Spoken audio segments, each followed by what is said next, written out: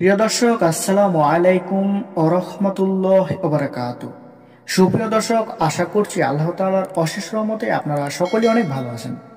তো দর্শক, আজকে আপনাদের মাঝে এরকম একটি গুরুত্বপূর্ণ বিষয় নিয়ে হাজির হয়ে গেলাম, যে বিষয়টা আমাদের সকলেরই হয়তো জানা আছে, কিন্তু এর বিস্তারিত আমাদের কারোরই জানা নেই। তো প্রিয় দর্শক, দেখুন, তায়াম্মুম কিভাবে করতে হয় বা তায়াম্মুম কি, এটা হয়তো আমাদের সবারই জানা, কিন্তু আমাদের মাঝে অনেকেই আছে যারা তায়াম্মুমের ফরজ কয়টি সে সম্পর্কে জানে না, মানে একদমই জানে না। যার কারণে তারা তায়াম্মুম করলেও তাদের তায়াম্মুমটি সঠিক হচ্ছে না বা ওইটি এরকম ভাবে বিশুদ্ধ হচ্ছে না।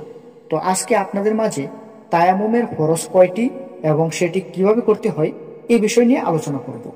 তো চলুন শুরু করা যাক। প্রিয় দর্শক, দেখুন, তায়াম্মুমের ফরজ হলো 3 ফরজ। 1 নম্বরে হচ্ছে নিয়াত করা, তারপর 2 নম্বরে হচ্ছে সমস্ত মুখ একবার মাসেহ করা। এটা অনেকেই জানে না। অনেকে তায়াম্মুম করে এবং মুখের শুধু যে নাক, মুখ এবং চোখ, এটাই কিন্তু তারা ধুয়ে ফেলে, কিন্তু এটা করলেই কিন্তু হবে না। সমস্ত মুখ বলেছে, মানে আপনার থুতনি থেকে নিয়ে আপনার কপাল পর্যন্ত সমস্ত মুখই আপনার তায়াম্মুম করতে হবে। তাহলে আপনার তায়াম্মুম কবুল হবে, তাহলে আপনার তায়াম্মুম সঠিক হবে। তারপর হচ্ছে 2 হাতের কনুই সহ একবার মাসহ করা। এখানেও অনেকে ভুল করে।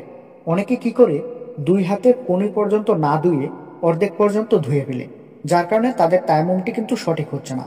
তো আপনাকে কি করতে হবে, তায়াম্মুম করার সময় আপনাকে তায়াম্মুমের যে সর্বশেষ পরশটি, মানে হাতের কনুই পর্যন্ত মাসেহ করতে হবে। আপনি হাতের কনুই পর্যন্ত না ধুয়ে যদি অর্ধেক ধুন, তাহলে আপনার তায়াম্মুমটি সঠিক হবে না। তাই আপনার তায়াম্মুমটি সঠিক করতে গেলে আপনাকে আপনার কনুই পর্যন্তই মাসেহ করতে হবে।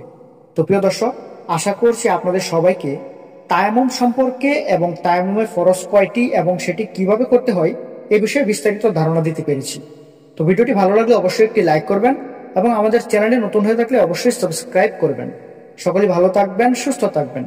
আসসালামু আলাইকুম, আল্লাহ হাফেজ।